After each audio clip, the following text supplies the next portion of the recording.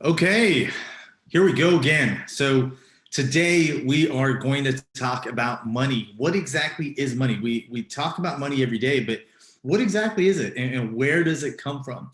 Today is literally going to blow your mind. I know when I first started learning this stuff many years ago, when I came across this information, my mind exploded.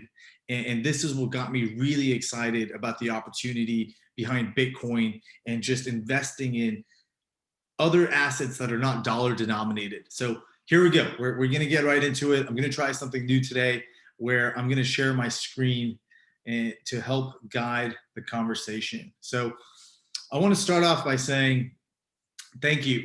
We've already recorded a couple videos, and I really appreciate you taking the time to learn about this stuff. And I want to call out the fact that I could come out here and say, look, you should buy Bitcoin, you should buy gold.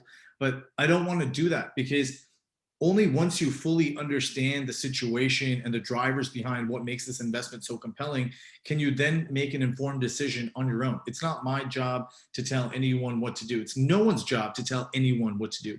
You should make your own decisions, but you should also have all the information and the data available to be able to make an informed decision. So that's what we're trying to do today. And if we think about cryptocurrency, you are literally on the bleeding edge of innovation and taking the time to learn about this stuff. Again, there are over 7 billion people in the world today, and less than 1% even know anything about cryptocurrency. And you're taking the time to learn about this thing that 99% of the population has no idea. And if you've been thinking about switching careers or industries, cryptocurrency could be a really good idea. Learning about the blockchain, because it's moving so fast and it's so new that if you jumped in today and started taking a proactive approach about learning this stuff, you would only really be about 6-7 months behind some of the OGs, some of the people the veterans who've been in the industry for a handful of years. And that's the beauty of this opportunity we're coming onto. So just something to keep in mind. This channel is about helping you understand, and by you taking the time to tune in, you're in the top 1% of the world and have the potential to capitalize on an opportunity that we will likely never, ever, ever see again. So let's get right into it. Now, we want to talk about what exactly is money, right? Most people, myself included, used to believe that, or even today believe that money is a government creation, that the government creates money. The reality is that cannot be further from the truth. The government does not create money. If we think about money, money is just about what is the most tradable thing that is born out of the marketplace. So money is really just something that the marketplace, that the world, that the forces of supply and demand created globally, okay? And if we think about what makes money money, there are 5 generally accepted principles around the world to identify money. And again, money doesn't have to be printed notes of different colors. Money can be any form of currency that's tradable that has these 5 properties. So if we think about prisons, in a prison, cigarettes can be treated as money, can be treated as a valuable currency, right? So again, this channel is about exposing you to concepts you've heard of, but looking at it in a different way. Because if you can shift your perspective, you can just blow your mind by understanding something through a different lens. And that's what we're looking to do today. So 5 critical properties that are globally accepted for what exactly money is. The first one is it divisible? And can we subdivide it? Can we combine it? And if we think about the money we have today, we have paper notes with different denominations, whether it's 1, 5, 10, 20, 100. But then we also have coins. We have pennies, we have nickels, we have dimes, we have quarters. So we can subdivide, we can combine. There are multiple different denominations for the money to be divisible. The second property is this form of money durable, right? Fruits, apples and oranges probably wouldn't be the best form of money because they would rot. They're corrosive. Other metals would be corrosive. But gold is extremely durable, right? If we think about how gold is made, it's fused in a supernova, right? You have all of these forces that need to come together through a series of chemical reactions in a supernova event, which then creates an elemental structure that we know as gold. And this thing lasts forever. We're digging it out of the ground, closer to the Earth's core. At some point in the future, we're going to be able to mine it from asteroids in space. So is it divisible? Is it durable? The third property is it recognizable? Another way to think about this, if you hear other people in the crypto space talk about it, is it fungible? Right? Can people all around the world verify its authenticity? If you go to a restaurant, do they know that this money is worth something? Can they tell if it's fake by holding it up to the light, marking it with a marker or something like that? So fungibility, its ability to be recognized, is a very important property. Then we have the fourth property. Is it portable? And is it portable in a secure way? We all don't want to be on the street with our wheelbarrows, wheeling our vault that has our money with a bodyguard walking alongside of us, right? That's not the best way to transfer money between people or organizations. So is this thing that we're calling money, is it portable? And can we transfer it around the world in a secure way, right? If we think about gold bars, something that's not ideal is they're heavy. I can't fly internationally with a backpack full of gold bars in an easy way. It's not ideal. And finally, scarcity. This one's super important. Not only does this money have to be scarce, but it has to be resistant to easily being counterfeited, right? It's not easy to counterfeit real gold, because anyone with a proper microscope or the right knowledge can look at the gold carefully and say, you know what? This thing's fake, right? So being able to understand the composition will help us understand its authenticity, and it's not easy to counterfeit. I don't know anyone today who's been able to create a supernova in their backyard or their basement and fuse the chemical reactions, have a fusion and chemical reactions take place to create gold. It's just not possible, right? So it has to be resistant to being counterfeit, and then it has to be resistant to supply inflation. So let's say we're talking about gold. If I was the government and I had a way to know where in the ground there was gold, and I was just mining gold every single day and surfacing so much gold every single day, what would that do to the value of gold? If there's more and more gold in the world and there's more gold every day, would the value of gold go up, or would the value of gold go down? Go down, right? Because there's more of it, just like the seashells. If there's more seashells from the tsunami, the seashells are worth less because now everybody has more seashells. So not only does this have to be scarce, but it has to be resistant to counterfeit, and it has to be resistant to supply inflation. And that's why it's not the easiest to find gold. And we can't mine it from asteroids just yet. And everyone is not in their backyard digging holes looking for gold because it's scarce. And if we think about the idea of gold, it's ingrained in our psyche to be scarce, right? If there's a great business opportunity or great restaurant, it's like, oh, that place is a gold mine. And so we think about gold as this really valuable, scarce thing already. Now, those are the 5 properties of money: divisible, durable, recognizable, portable, and scarcity. But what happened? So if we think about where money came from, it was all about scarcity. We first started with trading seashells, and then we started trading cattle and other things through the barter system. And then over many, many years, we decided, you know what? Gold is the best form of currency because we can create coins, and based on the weight of the coins, we can then trade because these coins have value.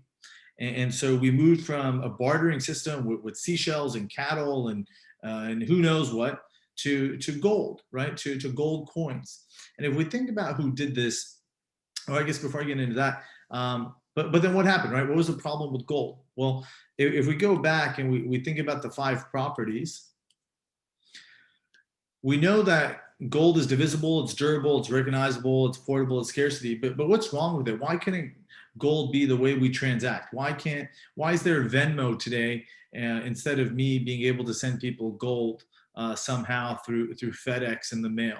Well, if we think about that, it's because gold is not easily recognizable in the sense that we can't go to a restaurant and I can't pay for my meal by shaving off this nugget of gold and saying hey server, hey waiter, this is legit gold. I didn't steal it, and you got to take my word for it. It's 24 carats. Right? The restaurant would have to have the right equipment and microscope and scales to understand whether or not this gold is real by examining it. So its fungibility, its recognizability is not easily transferable around the world. And then again, like we talked about, it's not easy to carry around gold. What are you going to do? Like have a wheelbarrow with a vault and then bodyguards by you? You're going to have a backpack full of gold bars?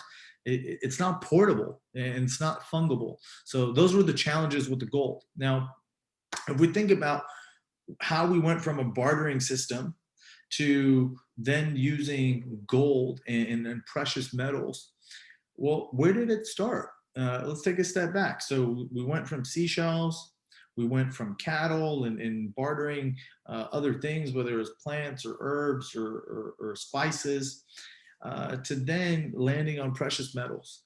And it was the Venetians in Venice who first started doing this, and the Medicis in Florence. And what they said was, look, instead of everybody walking around with a ton of gold coins and scales and having to understand how much each of these things weigh, why don't we take all of this gold and we put it in a central place? We lock it up for you. We put it in a vault. We have the best security guards stand guard with their spears. They're all trained in hand-to-hand combat, and they'll watch over your gold. Now, what we'll do, the Medici family is notorious for its reputation. We're honest. We will give you this piece of paper that says, hey, John Smith, you have 5 ounces of gold with the Medici family. So now instead of carrying the 5 ounces of gold with you everywhere you go, you can carry this piece of paper. And it has different denominations. Maybe it's an ounce, an ounce, an ounce, an ounce, and an ounce, right? And then if you want to go purchase something, you can give them this piece of paper from the Medici family that says, John Smith has up to 5 ounces of gold with us. Here is 1 ounce of gold. So that's how we moved from the bartering system to gold, but then this idea of having paper notes representing the gold, because gold wasn't easily portable. Okay, so we go from bartering to gold to then issuing paper notes representing the value of the gold, right? This was first done by the Venetians and the Medici family. And then effectively, we started going to gold-backed currencies. And as you had the Venetians do it, the Medicis do it, and as more and more people did it, you had a consolidation happen. So instead of 10 million vaults full of everybody's gold, fewer and fewer people started holding the vaults, and these organizations started merging together. And eventually we have what are called central banks, which are these organizations, these entities that have vaults, literally vaults of gold with the highest security system. And then they issue paper notes, which are now our currencies, which are our US dollars, our Australian dollars, or Great British Pound and euros, right? So we literally went from bartering to precious metals, to gold, to paper notes representing the gold, to then this idea of central banks with centralized vaults with the gold and currencies, which are another form of paper, okay? Now, central banks around the world eventually became government monopolies.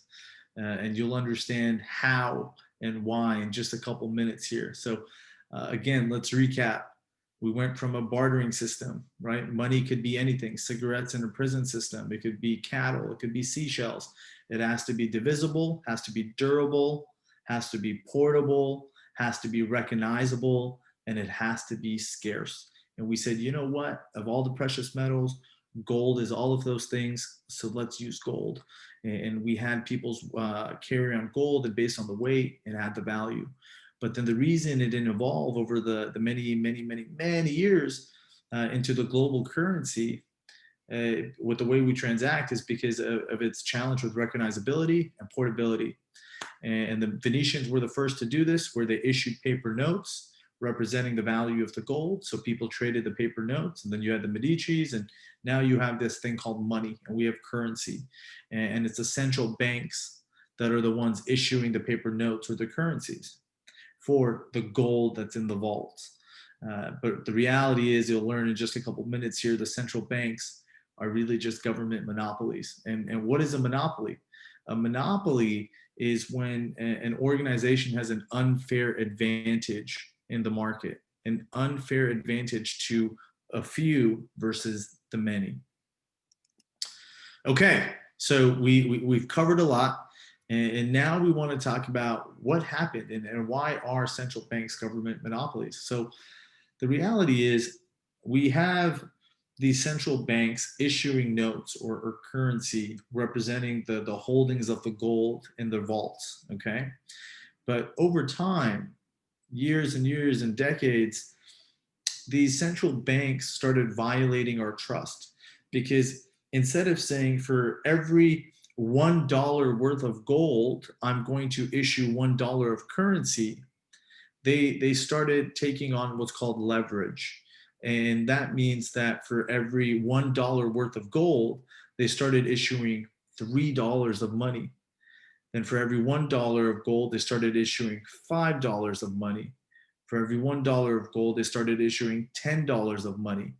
And that idea of going from 1 to 1, that ratio, to then leveraging based on your holdings of gold, is called fractional reserve. So instead of having a 1-to-1 reserve of currency money, paper money to your gold value, you're able to take your gold value and issue more money. And that's called having a fraction of your reserves for how much money you have out there. And this was really a violation of our trust, because we just talked about one of the most important properties of money, and that's scarcity. So if you have these central banks that are saying, hey, we only have $100 worth of gold, but we're going to issue $10,000 worth of money, what does that do to the value of the money? It brings it down, right? And they've been doing this for a long time. And how long exactly? Well, we know this is history. And again, everything I'm talking about today, don't take my word for it. Do your own research. But I'm telling you that these aren't my opinions. I'm just sharing with you facts. I'm sharing with you history. And everything I talk about, you can fact check. And if at any point you find something that's not true, drop it in the comments. I'd be happy to give you $100, because I'm pulling this straight from multiple sources over many years. And this is just facts. So in 1944, we have this thing called the Bretton Woods system. And the Bretton Woods system said that all the US dollars would be pegged to gold, okay? And that all the other currencies in the world, would be pegged to the US dollar. So again, 1944, we have this thing called the Bretton Woods system. It said the US dollar is going to be pegged to gold, right? 1-for-1. And so if I'm a central bank in the United States, if I have $1,000 worth of gold, I'm going to have $1,000 worth of US dollars. And all the other currencies in the world are going to be pegged to the US dollar. And that's why we talk a lot about America. But America, and some of you may not be living in America, and you go, well, why are you talking about inflation in America? And why are you talking about the US dollars all the time? The reality is the global economy runs on the US dollar, because of the Bretton Woods system, where the US dollar is pegged to gold and all the other currencies in the world are pegged to the US dollar. And if we think about America, 330 million people, that's 5% of the global population. But if we think about global GDP, over 80% of global GDP comes from dollar denominated related activities, right? That's the US dollar. So that's why the US dollar in America is so important and plays such a integral part, if not the most important part, in the global economy. Okay, so we have the Bretton Woods system, 1944, US dollar pegged to gold, all other currencies pegged to the US dollar.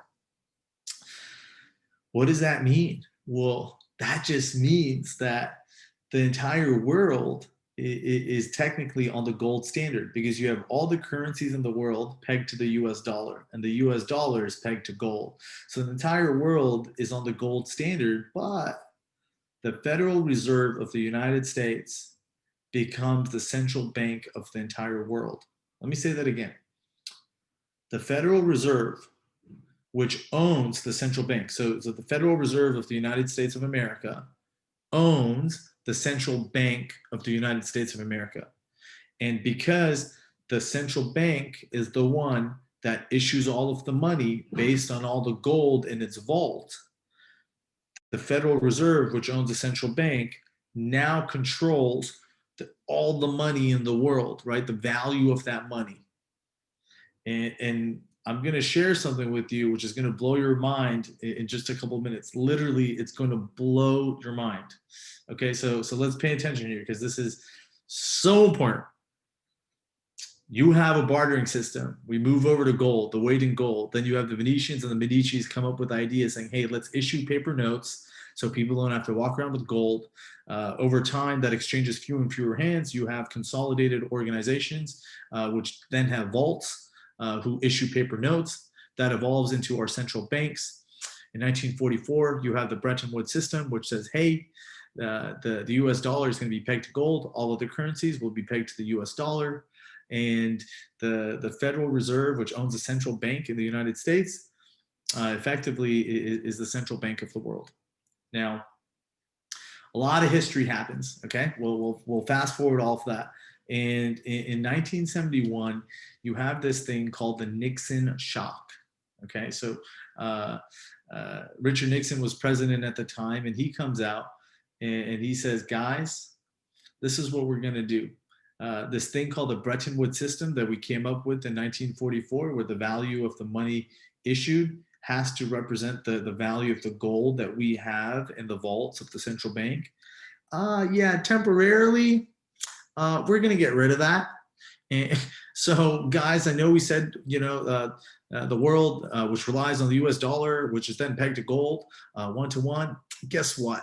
We're going to have to get rid of that, but just temporarily, And this was triggered by the fact that Germany asked to repatriate their dollars back, right? So the reality was Germany said, hey, United States Central Bank, we want our gold back. We have all of these dollars. Give us the gold that represents all of these dollars. But the truth is the central bank didn't have that much gold, right? It issued more dollars than it had gold. And so Nixon says, okay, Bretton Woods system, see you later. Only temporarily, we're going to get rid of this, and we're going to be able to issue more dollars than we have gold. And this happened in 1971, where we removed the peg of the US dollar to gold. So we really want to thank Germany for wanting to repatriate their money back, because it really opened the world's eyes to the fact that the US dollar was not pegged to gold 1-to-1. And what this really represented was an implicit default, right? The US government, or the US central bank, which issues all of these US dollars, and the US government, which backs the US dollars, was not able to pay Germany and other countries the money the US dollars represented in gold. That's massive. That's massive, okay? Now, what else did that represent? It meant that we went from a free market where everything's backed by the gold standard globally to this unfree market. And what's also known as an unfree market? A monopoly. Well, what do I mean by that? Well, when everything's backed by gold, we know gold is scarce. No central bank, no Federal Reserve, no large corporation can come out and just pull out gold from underneath their pillow, right? Gold is scarce. You have to mine it, and it's not easy to find. And we found a lot of the gold that exists today. But when we've pegged money to the US dollar, and the central banks are printing the US dollars, and there's no limit to how many US dollars they can print, that free market with gold being divisible, durable, recognizable, portable, and scarce is no longer true, because you have a central bank that can print as many US dollars as they want. So while the US dollar is divisible, it's durable, it's recognizable, it's portable, it's not scarce. these central banks can print as many dollars as they want. And we talked about in the last video about inflation, the Cantillon effect, where the corporations and the people closest to the king or the central bank, if I'm closest to their plate, I'm going to benefit the most. That's why our real estate prices are through the roof. Our stock prices are at an all-time high, but unemployment is at an all-time high, and then more small and medium-sized businesses have shut down than ever before in history, right? Because we have a central bank that's sponsored by the US government being able to inflate the supply of money as much as they want. So we just talked about this, right? The fat cats are okay. If you're rich, you're getting richer. You're closer to the plate, you're going to eat. Guess who's paying for inflation? How hard do you work for your money? How hard do you work for your money? You sweat. You wake up early. You work your ass off. You come home late. You stress about the bills you have to pay. Is your wage going up 5, 10, 15, 20% every month?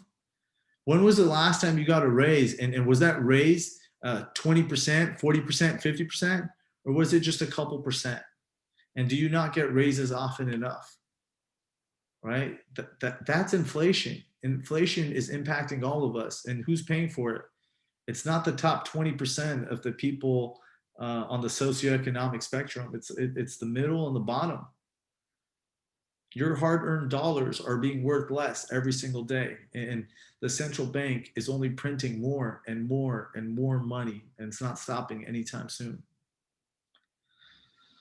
So when this happened in 1971, obviously there were a lot of socioeconomic impacts because people could borrow as much as they wanted, more than they should be borrowing. It messed up people's ability to look forward and think strategically and forecast properly the economic impact of things, the ROI of things. And if you go to this website, WTFhappened1971.com, there's a bunch of data and graphs which show a bunch of other trends which coincided with the 1971 Nixon shock, where suicide rates went up exponentially, divorce rates went up exponentially, addiction rates went up exponentially all around the world. You can say it's coincidence, or you know, causation isn't correlation, or correlation isn't causation, but the data doesn't lie. So that website's there. Feel free to check it out. But there were so many socioeconomic impacts then that have only been more aggravated today because the printing has never been greater. Inflation has never been higher in our history. Your dollars have never been devalued more. And this impacts you in more ways than you can imagine, more than just the value of your hard-earned money. Again, addiction, suicide, divorce, so many things. Here's the messed up part. If that already wasn't messed up, another way to look at it is, let's say I'm an electrician, and what I'm really good at is fixing people's challenges with electricity, whether it's a corrupted power supply or sorting something related to electricity. I'm not even sure what a good example would be. But if I'm an electrician and someone else sells clothes, if we think about what we're doing, we're just trading our comparative advantage of what we're good at, like what sort of labor I'm good at versus what sort of labor he's good at, and what sort of labor everyone is good at for the different things. And the exchange ratio, the mode of exchange that we're able to trade with all around the world, with all of these different people, me being an electrician, this person selling clothes, another person being a chef, is money, right? I don't go to the person selling clothes and say, hey, here's a power outlet or you know, surge protector and 10 copper wires. Let me get a hat. Right? We don't barter. The way we trade, right? We talked about it earlier in the presentation, is money is just a way to trade in the market, a currency to trade in the market. So our money is the way we trade our time, right? Our time is invaluable. And what we do with our time is how we make money for most of us. So That money is the exchange medium, the exchange ratio for our time. So if I want to buy a hat, I pay $10. If someone wants to buy a pastry, they pay $3. Everybody has this money, and they usually have a way to earn that money. Now, when you have the central bank uh, printing more money than it has in gold reserves and continuing to print and print and print more money, the common denominator, the metric that's accepted globally for how we understand what's driving the price up or down is totally corrupted. So if the price of a banana goes from 75 cents to $1.25, I don't know if that's because a banana farm burned down or because inflation is so high, so the prices just went up. So that entire price system, the global price system, has been corrupted. The Darwinian forces of nature have been totally corrupted, and then they've been corrupted since 1971. And they've never been more corrupted than before. And so what we've done is we've broken the ruler that says, hey, I've worked this much for these wages, and these wages can buy me this many bananas and hats and copper wires. Well, no, because the common denominator, the money supply, is constantly increasing, and we have no idea how much it's going to increase. And the limit of how much you can increase is infinity, right? When it should be staying constant. So that ruler, the system for how we live our lives, is totally broken, right? Again, how hard do you work for your money? We're going to talk about this in the next video because this is just part one, but I'm going to blow your mind even more. If this hasn't already blown your mind, I was going to save it for the next video, but the central banks, the Central Bank of the United States is owned by the US Federal Reserve, okay? What if I told you there is nothing federal about the US Federal Reserve? It's not federal.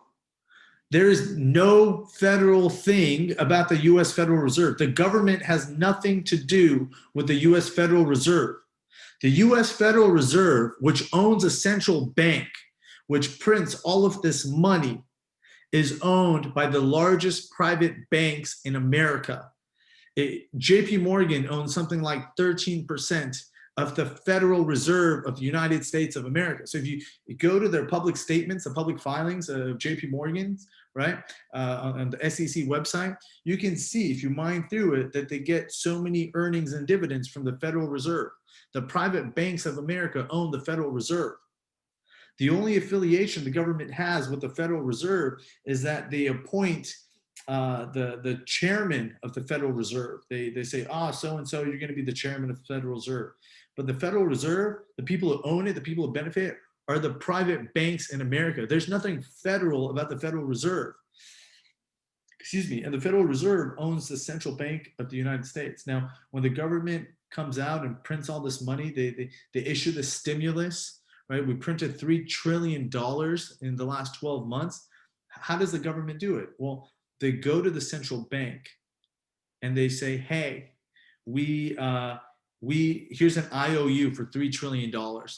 The central bank says, okay, we will take your IOU and we will print $3 trillion worth of money, which they do in a spreadsheet, and they just wire the money over. They create it like this. Money is created like this. They punch it into a computer with many, many, many zeros, and they transfer it over. That's it, right? That's why the people closest to the central banks, the fat cats, the private institutions, they benefit the most, the Cantillon effect. And if you think about it, again, how hard do you work for your money? When was the last time you got a raise? How much was that raise for? In the last 12 months alone, we've printed 27% of the entire money supply in the history of the United States. 27% in the last 12 months alone. Did your wages go up by 27% in the last 12 months? Since 2008, we've printed 75% of the entire circulating money supply in the history of the United States of America. I'm going to say that again. Since 2008, in the last 12 years or so, 13 years, we've printed 75% of the entire money supply of the United States of America. Okay? Have your wages gone up 75% in 13 years? Have you invested in things that have gone up way more than 75% in 13 years? Are you in investments that are yielding 20, 30% year over year? The stock market's gone up over 100%. But the reason people on Wall Street aren't freaking out and they're just celebrating is because in net terms, it's only really gone up 14, 15% because you have inflation being so high. And if you think about Wall Street, yeah, I worked on Wall Street. Our bonuses didn't depend on the CPI inflation, which most salaries and bonuses do. They were dependent on the bank's earnings, right? On the earnings, on the revenue generated. So that's the reality, guys. The central bank, which prints all of this money, that takes the IOUs from the government, and its vault is a spreadsheet. It doesn't have that much gold at all, right? Fractional reserves. It's been lending 10, 20, 30, 40 times the amount of gold it really has.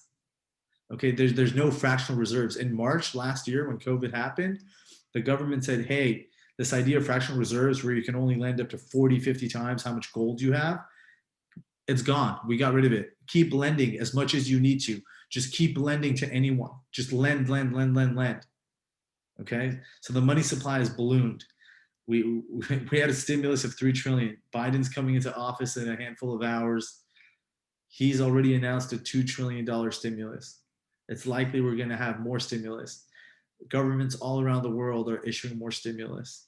Again, we know why the US dollar is so important because of the fact that the Bretton Woods system pegged all the other currencies around the world to the US dollar. And we know how much it's being inflated and what that means for your hard-earned dollars. So that's part one about what is money. Thank you so much for watching this, and please share this. Please like this so the algorithm picks it up and serves it to other people. The more people who understand this, the better, right? Make informed decisions. And just a quick plug for gold or Bitcoin, the inflation, it's limited. With Bitcoin, there is zero inflation in the history of Bitcoin, and there will never be an inflation. There's only going to be 21 million Bitcoins ever mined, okay? And no central bank, no Federal Reserve that owns a central bank, no corporation, no individual can ever inflate Bitcoin. So there are a million other reasons why Bitcoin is way more better than gold, and such a great investment. It's like an insurance policy, right? Like when you buy life insurance, it's your doomsday policy. So why would you not have 1, 5, 10% of your net worth in this doomsday policy? You have billionaire after billionaire coming on CNBC in the last 3, 4, 5 months saying, hey, we have 5% of our net worth in Bitcoin. We have 10% of our net worth in Bitcoin. You have pension funds and asset managers and insurance companies coming out and buying hundreds of millions, billions of dollars, hundreds of billions of dollars of Bitcoin. Why not you? Right? So thanks for watching. If you can like and subscribe and share this, we can reach more people. The next video is also going to be how do you earn money on money? What does that mean? And a little bit more about where money comes from. Thanks again.